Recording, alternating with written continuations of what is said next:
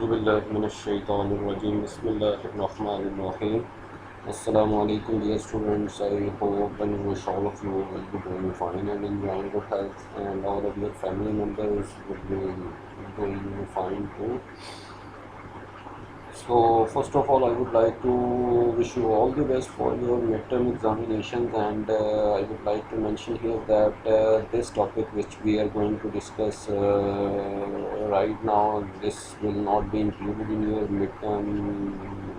syllabus, and this topic and the honor topic which we will discuss in the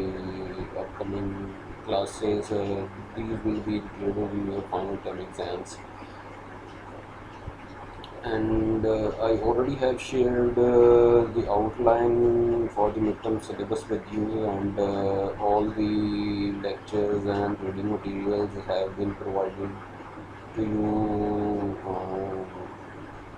properly, and I hope you would have prepared for that of my subject at least in a proper way. And I hope all of you will perform well in the examination. And I would like to mention one factor here too, like as you know that it's gonna be an open book exam, and it is supposed to be a bit critical questions. So you all will be required to come up with the sort of critical analysis of the given question in the midterm examination. And I do hope that all of you would perform well in that. Okay, without wasting further time, today we will talk about one of the most significant development in the Cold War era, and that is the period of Detente. And before that, we have discussed some of the factors that have paved the way for the era of Detente in Cold War. And first we will describe what Detente is, and then we will describe the reasons for Detente and the timeline of Detente. And later on we will perhaps in the next lecture I will try to come up with the discussion about the reasons behind Detente and what were the causes that led to the development of Detente in Cold War. So in our today's lecture we will just have a brief introduction about what is Detente.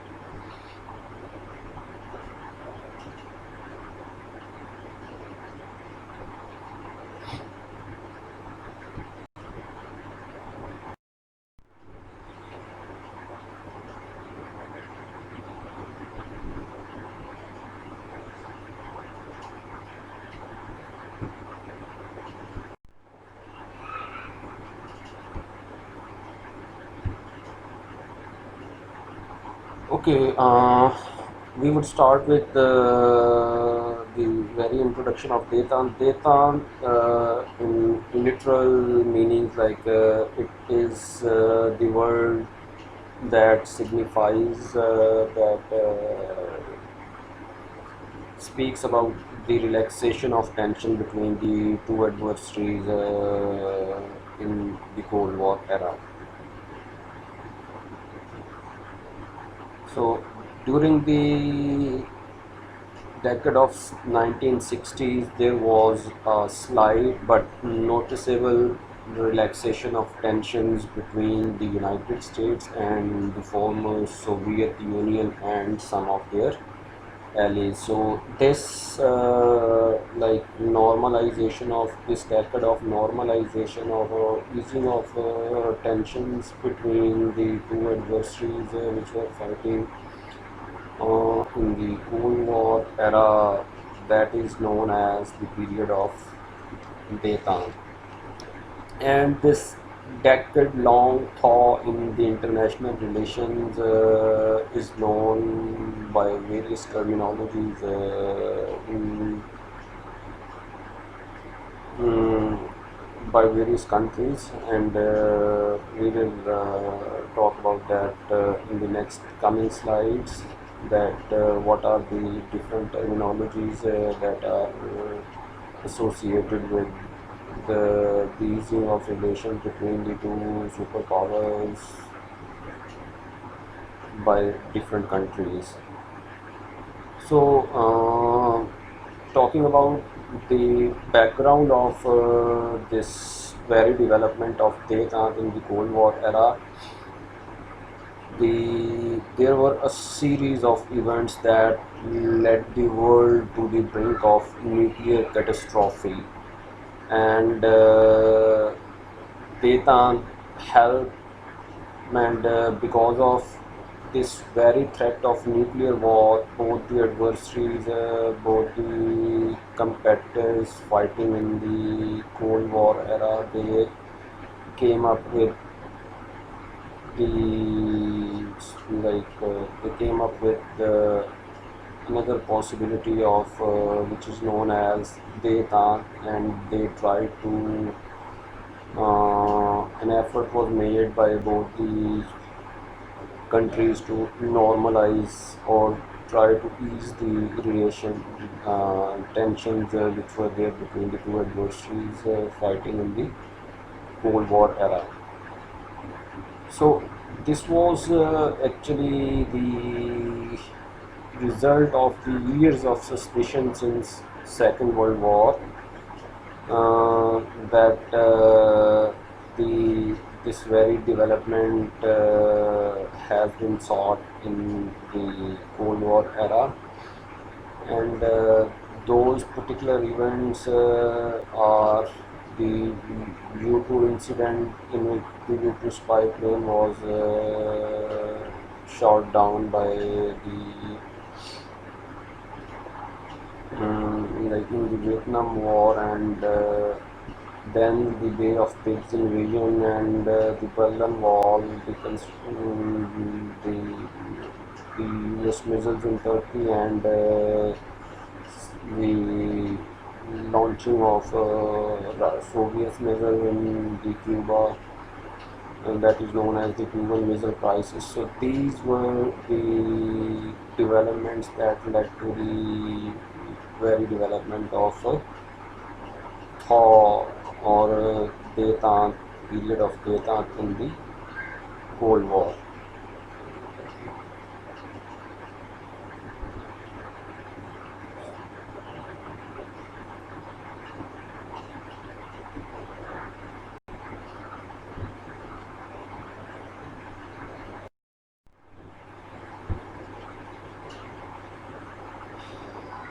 So we can simply define Detente that it was the relaxation of tensions between the Soviet Union, former Soviet Union, and the United States of America, and like by the end of 1962, it, it, it was badly felt that the negotiations were badly needed to avoid the possibility of a nuclear third world war at that time. So both of the states tried to reconcile their differences in the shape of Detente. So when we talk about the origin of the very word Detente, it is basically a French word that means the easing of tensions or the relaxation of tensions, particularly when we talk about Detente in the Cold War context, it is the relaxation of tensions between the former Soviet Union and the United States of America. So, as I just mentioned earlier, that different terminologies are associated with, uh, utilized to describe the period of thaw, which started from the 60s and ended by the end of 70s. So, in the West, the word detente is used to describe the relaxation of tension from between the former Soviet Union and the United States of America, while the Soviets used the term Razraika or Razradika for this period of thaw between the United States and the former Soviet Union, while in the Germany it is known as Ostopolitik. So these are the various terminologies which are used to describe the period of thaw between the Soviet Union and the United States of America.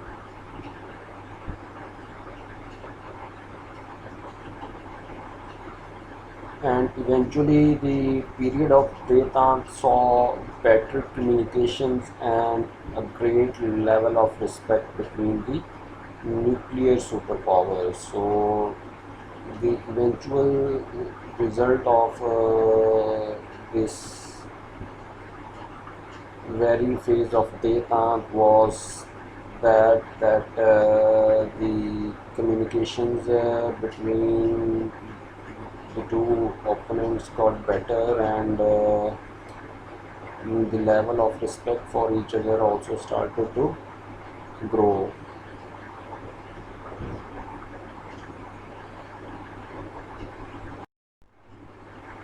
Now we will talk about the theory of mad, which is quite relevant with all this discussion about data.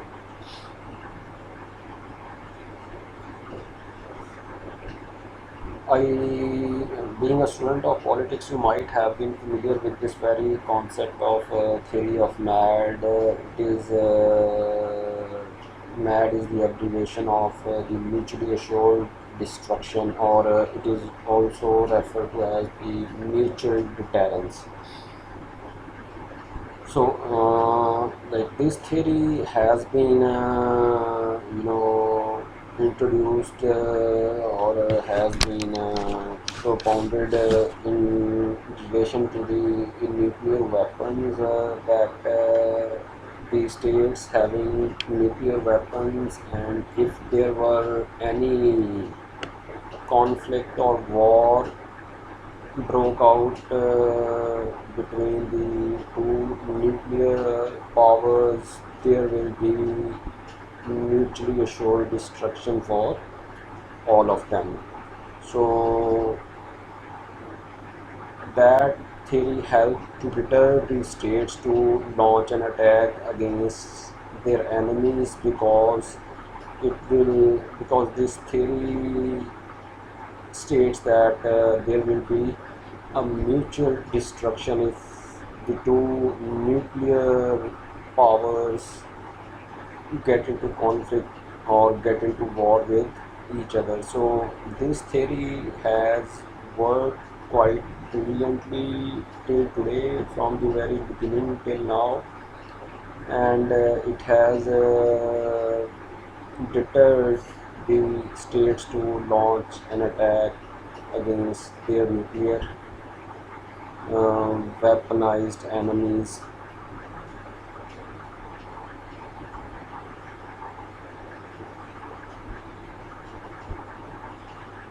And also, like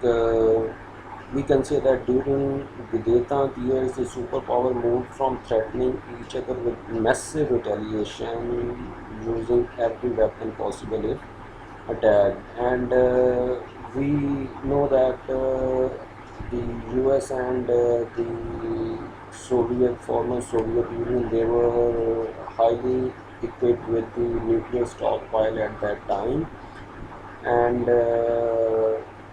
there were fears of a nuclear catastrophe by the in the 1960s, and it was because of this very theory of MAD that helped both the states to get into a massive military conflict with each other.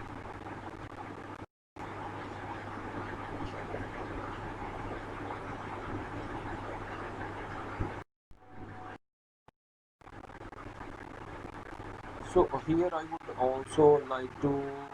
present you with a graph which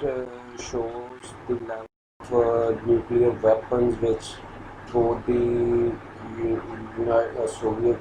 Union and United States of America had or developed mm,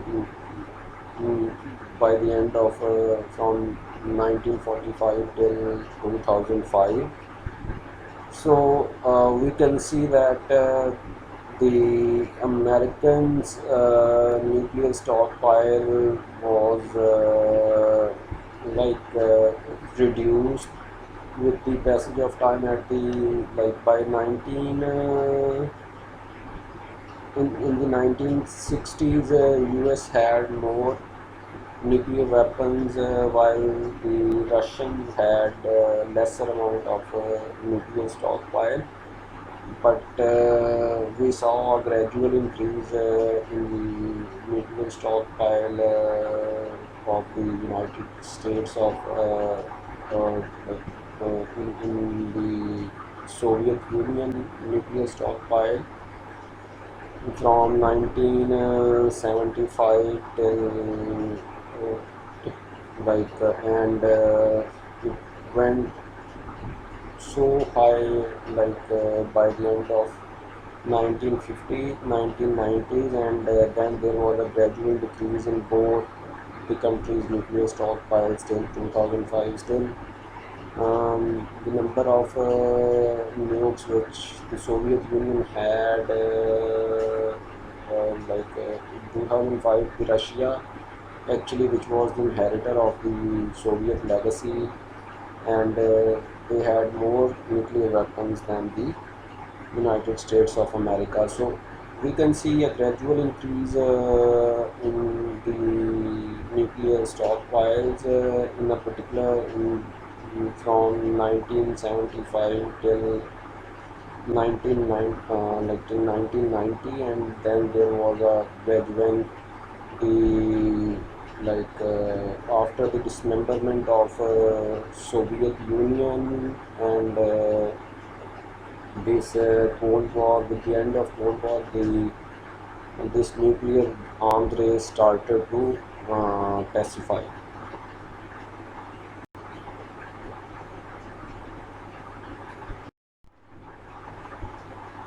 Okay, now we will talk about the reasons for detente. What were the reasons that led to the development of detente in Cold War? So both superpowers had reasons to improve relations. So now we will see what sort of excuses or reasons were put forward by both the leaders of the Eastern and West camps, which were there in the Cold War. US fighting in Vietnam, that was one of the reasons for the United States to improve relation with the Soviet Union, because the US had to invest a lot, and so many US fighters got died in that battle, which they thought earlier that they would quite easily win, but that was not the case, and they had to face humiliation as well, and they learned something from the fight in Vietnam,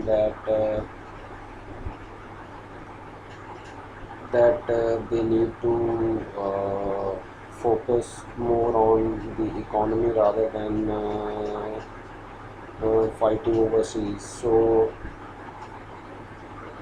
the United States was seeking to normalize the relation with the Soviet Union, and one of the factors behind that was Vietnam War. As far as the Soviet Union is concerned, they concerned about the growth of communist China on its southern eastern border. Like the USSR or the Soviet Union was getting more concerned about the communist China, which lied on its eastern border, and it was. And they were not having, though they were enjoying having the same ideology, but they were not totally following the footprints of the communist ideology propagated by the Soviet Union at that time. So there were the relations were getting deteriorated between these two communist countries at that time, and eventually we can say that both the states, both the United States and the Soviet Union, they wanted to reduce economic spendings.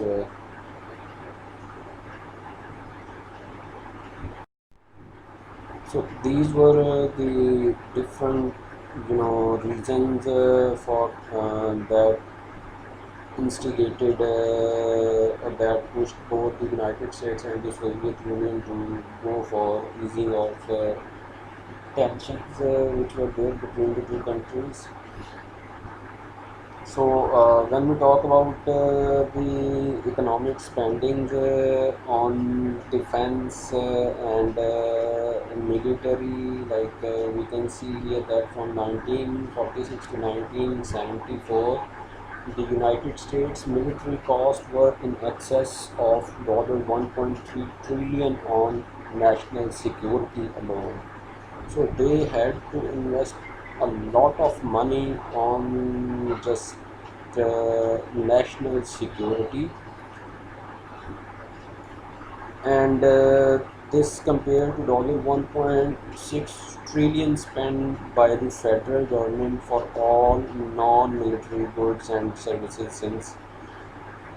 1789. So we can see the difference that from 1789 till 1946, or by the mid of 20th century, we can say that only 1.6 trillion was spent by the federal government for all non-military goods and services, and within a few years, within, we can say, 30 years, United States spent around 1.3 trillion on the military budget or just the national security. So too much money was poured over or was invested in the military spending by the United States.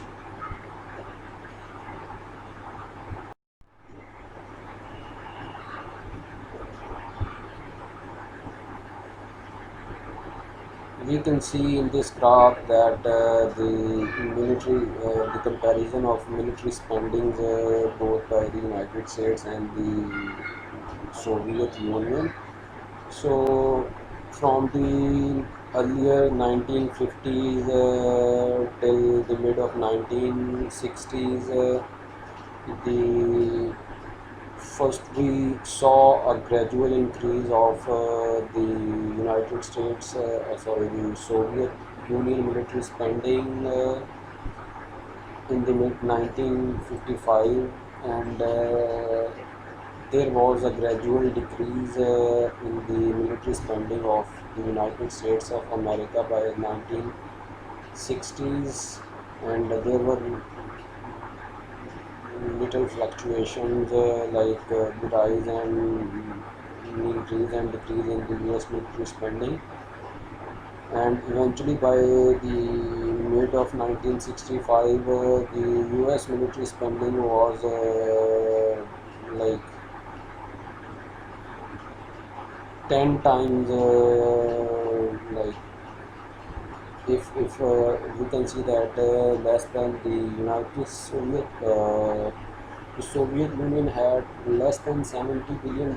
military budget, and the United States at that time had $80 billion budget reserved for military.